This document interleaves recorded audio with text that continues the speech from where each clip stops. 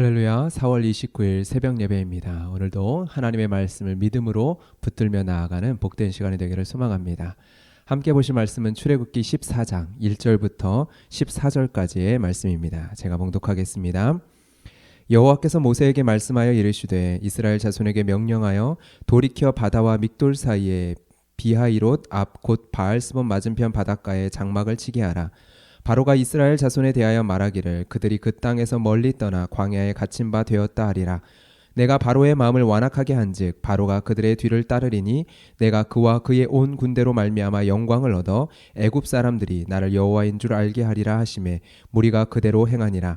그 백성이 도망한 사실이 애굽 왕에게 알려지매 바로와 그의 신하들이 그 백성에 대하여 마음이 변하여 이르되 우리가 어찌 이같이 하여 이스라엘을 우리를 섬김에서 놓아 보내었는가 하고 바로가 곧 그의 병거를 갖추고 그의 백성을 데리고 갈새 선발된 병거 600대와 애굽의 모든 병거를 동원하니 지휘관들이 다 거느렸더라.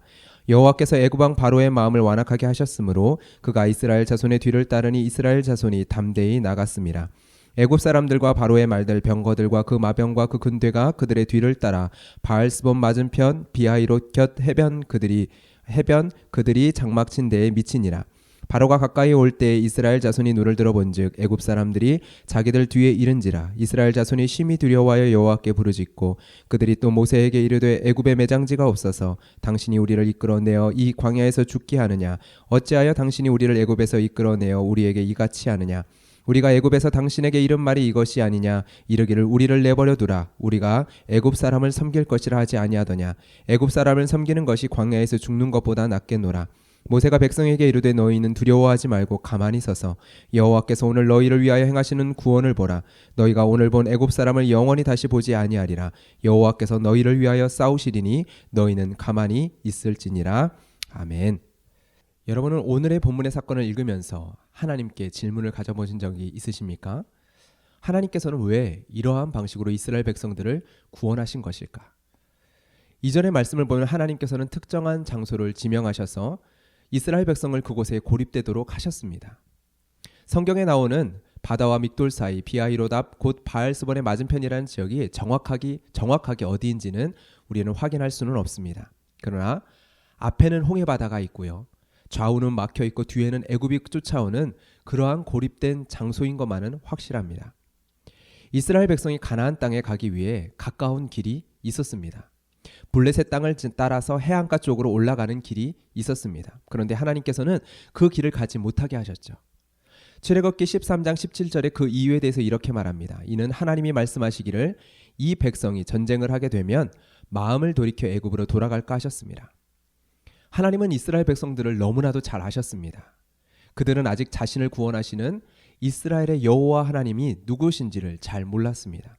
그렇기에 눈앞에 어려움을 만나게 된다면, 전쟁을 만나게 된다면 그들은 쉽게 그 길을 돌이켜 돌아갈 것이라는 것에 대해서 하나님은 아셨죠. 그래서 블레셋과의 전쟁이 일어날 수 있는 그 길을 피하여서 다른 곳으로 인도하십니다. 이렇게 이스라엘 백성을 잘 아시는 하나님께서 그들을 고립된 장소에 몰아넣으십니다. 그리고 애굽의 군대가 쫓아오는 그러한 상황에 처하게 하시죠. 여기서 한 가지 의문이 더 드는 것이 있습니다. 하나님은 10가지 재앙을 내리셔서 애굽을 치심으로 구원하셨음에도 애굽에 하나의 여지를 남겨두셨습니다. 왜 그랬을까? 여러분, 오늘 본문 14장 5절을 보십시오. 그 백성이 도망한 사실이 애굽 왕에게 알려짐에 바로와 그의 신하들이 그 백성에 대하여 마음이 변하여 라고 기록하고 있죠. 여러분, 이 말의 의미를 아시겠습니까? 그 백성이 도망한 사실이 알려짐에 본래 모세를 통해서 바로에게 전한 하나님의 말씀, 그 말씀은요, 이스라엘을 온전히 해방하라 라는 것이 아니었습니다. 모세는 처음 바로에게 5장 3절에 광야로 사흘길쯤 가서 하나님 여호와께 제사를 드리려고 하니 가도록 허락하라 라는 것이었습니다.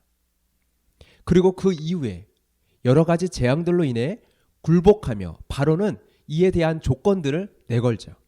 처음에는요, 제사를 드리러 광야로 가지 말고 이곳에서 제사를 드리라 라고 이야기를 합니다. 너희 하나님을 인정할 테니 이곳에서 제사를 드려라 라고 이야기를 한 거죠 바로가. 그거면 충분하지 않겠냐라고 질문한 겁니다. 이후에는 제사를 드리러 갈 사람이 누구인지를 묻고 모세에게 조건을 붙입니다. 처음에는 장정들만 가라고 이야기를 합니다. 아이들은 가지 말라는 것입니다. 유의와 명확하죠. 도망치지 말고 돌아오라라는 것입니다. 하나님께 제사를 드리고 돌아오라라는 것이죠. 마지막에는 어린아이들까지 가는 것을 허락합니다. 그 대신 양과 소는 놓고 가라고 이야기합니다. 즉 사흘길쯤 갔다가 돌아와야만 하는 양심만 가지고 가라는 것입니다. 10번째 장자의 재앙 이후에 애굽 사람들은 이스라엘 사람들을 재촉하여서 보냅니다. 떠나보냅니다. 그런데 명목상 이것은 완전한 해방은 아니었습니다. 사흘길을 가서 여호와의 명대로 제사를 드리고 돌아오는 것이었습니다. 물론 모든 재물과 모든 소유를 이끌고 가는 것이었기에 돌아오지 않을 가능성이 100%였습니다. 그런데 명목상은 아니었다라는 거죠. 여러분, 이것은 바로에게 중요한 이유가 되었습니다. 바로와 그의 신하들이 다시금 마음을 완악하게 만든 이유가 바로 여기에 있었기 때문입니다. 장자의 죽음 이후에 며칠이 지났습니다. 그리고 상황이 어느 정도 수습이 되어졌습니다. 그 이후에 이스라엘 백성들이 도망했다라는 이야기가 들려옵니다. 사흘길쯤 가서 제사를 드리는 것이 아니라 도망갔다라는 이야기를 듣습니다. 거기다가 그들이 광야에 고립되었다라는 이야기를 듣게 되어집니다. 그들은 이 명분이 근거가 됩니다. 아니, 도망갔다고? 우리는 그들을 놓아준 것이 아니야. 그들이 아주 도망치지 못하고 광야에 갇혔다니 아직 우리에게 기회가 남아있군. 여러분, 이러한 생각의 근거가 된 것이죠. 그래서 지금까지 보았던 여호와 하나님의 손은 잊어버리고 이스라엘 백성을 다시금 잡아들이기 위해 애굽의 군대를 이끌고 쫓아갑니다. 여러분, 우리는 질문하게 되어집니다. 하나님은 왜 그러신 것일까? 하나님께서 애굽에게 행하시는 일이 표징이었다라는 것이 우리가 말씀 속에서 찾을 수 있는 대답입니다. 출애굽기 10장 2절의 말씀을 읽어볼까요? 내가 애굽에서 행한 일들 곧 내가 그들 가운데서 행한 표징을 내 아들과 내 자손의 귀에 전하기 위함이라. 너희는 내가 여호와인 줄을 알리라. 표징이다라는 것입니다. 너희 아들과 너희 자손들의 귀에 전하기 위한 표징이다라는 것입니다. 무엇을 위한? 내가 여호와인 줄 알게 하기 위한. 하나님께서는 애굽과의 이 마지막 상황을 통해서 이스라엘 백성과 애굽의 사람들에게 보여주고자 하셨습니다. 지금까지 10가지 재앙 이상의 하나님의 그 크신 손, 바로 자신의 백성을 위하여 친히 싸우시는 여호와 하나님의 손을 보여주시기를 원하셨습니다. 하나님께서는 직접 이스라엘 백성이 블레셋과 전쟁할 수 있는 상황을 피하게 하셨습니다. 그렇죠? 블레셋과 싸울 수 있는 상황을 처음에는 피하게 하셨습니다. 그런데 홍해 바다를 건넌 이후 우리가 앞으로 살펴볼 출애굽기 17장에서는요. 이스라엘 백성은 아말렉과의 전쟁을 하게 되어집니다. 그리고 그 이후 이스라엘 백성은 여러 전쟁을 치르며 가나안 땅에 들어가게 되어지고 가나안 땅에 들어가서도 그 약속의 땅에서도 긴 전쟁의 역사를 치르게 되어집니다. 그리고 그 사이에 오늘의 사건이 놓여져 있습니다. 전쟁을 피하게 하신 사건과 전쟁을 하게 되는 사건 사이에 오늘 여호와 하나님께서 이스라엘 백성들을 위하여 전적으로 싸우시는 사건이 놓여져 있습니다. 전쟁을 피하게 하신 사건과 앞으로 이스라엘 백성들이 스스로 나아가 싸우게 될 그 전쟁의 사건 사이에 여호와 하나님께서 전적으로 이스라엘 백성을 위하여 싸우시는 사건, 오늘의 사건이 기록되어 있다는 것입니다. 이것이 애굽에게 행하시는 마지막 표징이 될 것입니다. 이스라엘 백성에게는 자신을 위해 능히 싸워주시는 여호와 하나님이 계시다라는 표징이 될 것입니다. 이러한 표징을 보여주시는 그 이유 무엇일까요? 무엇 때문에 이러한 표징을 보여주신 것일까요? 이스라엘 백성의 오늘 본문의 모습을 보면 우리는 알 수 있습니다. 뒤에 쫓아오는 애굽의 군대를 보고 이스라엘 백성들은 모세에게 뭐라고 대답했습니까? 애굽 사람을 섬기는 것이 이 광야에서 죽는 것보다 낫겠노라. 자신을 쫓아오는 애굽의 군대를 바라보면서 애굽 사람을 섬기는 것이 이 광야에서 죽는 것보다 낫겠노라 라는 것이 이스라엘 백성들의 대답이었죠. 10가지 재앙을 행하시는 하나님의 이적, 그 이적을 경험한 이후에 이스라엘 백성은 여호와의 군대로 담대히 애굽에서 나왔습니다. 그런데 그들에게는 어떠한 신앙의 실력도, 믿음의 실력도 있지 않았습니다. 놀라운 기적과 이적을 체험한다고 해서 그것이 바로 자기 자신의 신앙의 실력, 믿음의 실력이 되지는 않습니다. 이스라엘 백성들의 참 믿음의 실력은 그들이 직접 칼을 들고 나아간 믿음의 전쟁터에서 보여졌습니다. 그곳에서 그들의 믿음의 실력들이 쌓여져 갔던 것이죠. 내가 알고 있는 성경적인 지식, 여호와의 지식도, 그리고 내가 경험한 이적도, 어떠한 기적도 100% 나의 믿음의 실력을 말해주지는 않습니다. 여러분, 이것을 아는 것이 중요합니다. 내가 알고 있는 성경적인 지식, 여호와에 대한 지식, 내가 경험했었던 이러한 이적과 기적들, 어떠한 신앙의 경험들, 그것이 나의 믿음의 실력을 증명해 주지는 못합니다. 주의 백성을 위해 싸우시는 여호와 하나님을 믿고 내가 나아가 싸우는 그 삶의 전쟁터 속에서만 우리의 믿음의 실력, 우리의 진짜 믿음의 실력이 드러나게 되어집니다. 그러나 우리가 싸우는 것이 아니죠. 우리는 잠잠히 우리를 위해 싸우시는 여호와 하나님 앞에 머뭅니다. 절대 우리가 앞서서 나아가지 않습니다. 하나님이 하십니다. 그런데 우리의 신앙은 하나님이 보내신 우리의 삶의 전쟁터 속에서만 증명이 될 수 있습니다. 신학교에서 여러 번 듣게 되는 예화입니다. 한 신학생이 사역을 열심히 하느라 미처 시험 공부를 제대로 하지 못했습니다. 대부분 신학교의 시험은요, 서술식입니다. 시험 문제를 받았는데 적을 수 있는 내용이 없었습니다. 그래서 이렇게 적었습니다. 하나님께서 다 아십니다. 거기에 교수님께서는 이렇게 채점을 하십니다. 너는 F, 하나님은 A+. 여러분 이해되시나요? 너는 F, 하나님은 A+. 여러분, 이스라엘 백성은 10가지 재앙 이후에 출애굽하는 상황에서 모든 것이 다 끝났다, 환호성을 질렀을 것입니다. 홍해 바다를 건너며 자신을 위해 싸우시는 하나님을 경험하면서 모든 것이 끝난 것처럼 환호했을 것입니다. 그러나 출애굽은 끝이 아니라 시작이었죠. 출애굽은 끝이 아니라 시작입니다. 구원은 끝이 아니라 시작입니다. 하나님이 행하셨습니다. 하나님의 전적인 은혜입니다. 우리의 구원은, 우리가 받은 구원은 하나님의 주권적인 역사입니다. 그런데 끝이 아니라 시작입니다. 우리를 위해 싸우시는 여호와 하나님을 기억하고 유월절 어린 양의 피로 우리를 속죄하신 그 예수 그리스도를 기억하고 우리가 싸워 나아가야 할 싸움의 자리가 있습니다. 구원은 끝이 아니라 시작입니다. 믿음의 여정이 있다라는 것입니다. 그리고 이 믿음의 여정을 위해 우리에게 필요한 믿음이 있습니다.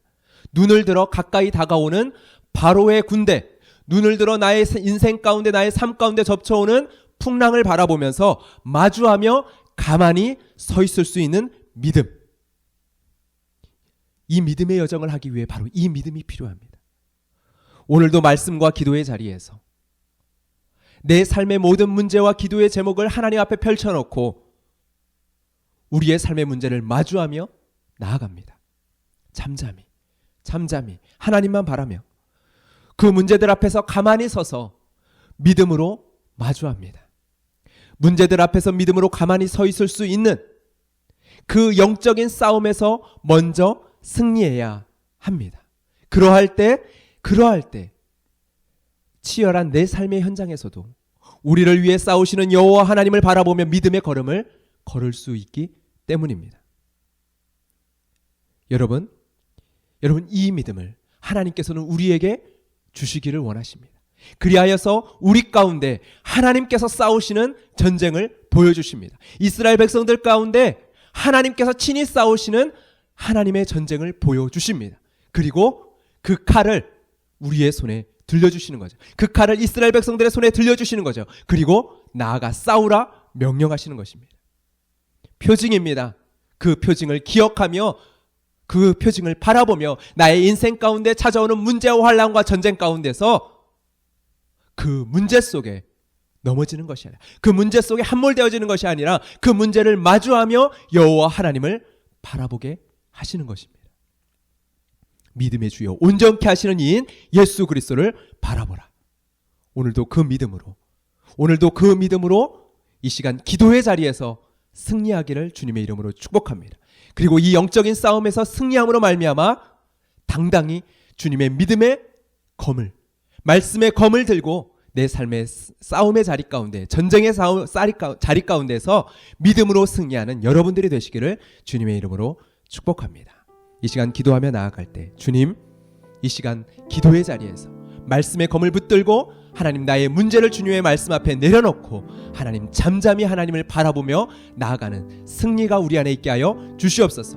그리고 그 믿음으로 나의 삶의 자리로 나아갈 수 있도록 주님 그 믿음을 우리 가운데 허락하여 주시옵소서. 함께 기도하며 나가도록 하겠습니다.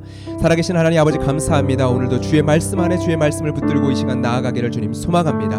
하나님 우리에게 하나님 믿음을 더하여 주시옵소서. 내 삶의 문제, 내 삶의 여러 가지의 상황들, 하나님 내 마음 가운데 있는 여러 가지 어둠들, 하나님 내 삶 가운데 처해져 있는 풍랑의 모든 문제들을 하나님 아버지 앞에 내려놓고 이 말씀 앞에서 하나님 그 문제들을 마주하며 나아갈 수 있는 믿음의 싸움을 하나님 허락하여 주시옵소서. 잠잠히 하나님 나를 공격해오는 하나님 바로의 군대, 애굽의 군대를 마주할 수 있는 믿음을 우리 가운데 허락하여 주시옵소서. 하나님 그리하여서 나의 삶 가운데 덮쳐오는 그 바로의 군대를 바라보는 것이 아니라 잠잠히 여호와 하나님, 나를 위하여 싸우시는 여호와 하나님, 우리 가운데 표징으로 말씀으로 우리 가운데 보여주신 하나님을 바라보게 하여 주시고 우리의 가운데 허락하여 주신 예수 그리스도 승리하신 그 예수 그리스도의 십자가를 바라보게 하여 주시고 이 기도의 자리에서, 예배의 자리에서 하나님 우리가 영적인 싸움으로 승리하며 나아갈 수 있게 하여 주시옵소서. 그리하여 하나님께서 우리의 가운데 보내시는 삶의 싸움의 자리 가운데 하나님 우리가 말씀의 검을 붙들고 나아갈 수 있게 하여 주시고 승리케 하여 주시고 더 이상 우리가 주눅드는 것이 아니라 움츠러드는 것이 아니라 이 세상 앞에 하나님 굴복하는 것이 아니라 말씀의 믿음의 능력으로 하나님 당당하게 나아갈 수 있는 여호와의 군대들로 우리를 세워 주시옵소서. 하나님 감사합니다. 우리를 부르시는 하나님 아버지 구원의 목적, 하나님 우리 가운데 하나님 시작해 하여 주신 그 구원을 마침내 이루실 그 주님을 바라보며 나아가오니 오늘도 우리가 살아가야 될 믿음의 그 구원의 여정 가운데, 믿음의 여정 가운데 주님께서 앞서 나아가시며 우리를 인도하여 주실 것을 믿고 담대함으로 나아가오니 주님께서 힘을 주시고 이 시간 기도하며 나가는 주의 성도들 가운데 주의 성령의 능력으로 충만케 하여 주시옵소서. 감사하며 예수 그리스도의 이름으로 기도드렸습니다. 아멘. 이 시간 그 주님 앞에 믿으며 우리의 교회와 우리의 가정과 우리의 삶의 기도의 제목과 또한 우리의 주위에 함께 중보의 기도의 제목이 필요한 자들의 기도의 제목을 주님 앞에 아뢰며 하나님 앞에 믿음으로 나아갈 수 있기를 소망합니다. 주님을 온전히 바라보며 간구하며 나아가는 이 시간, 이 기도의 시간이 되기를 주님의 이름으로 축복합니다. 기도하며 나아가겠습니다.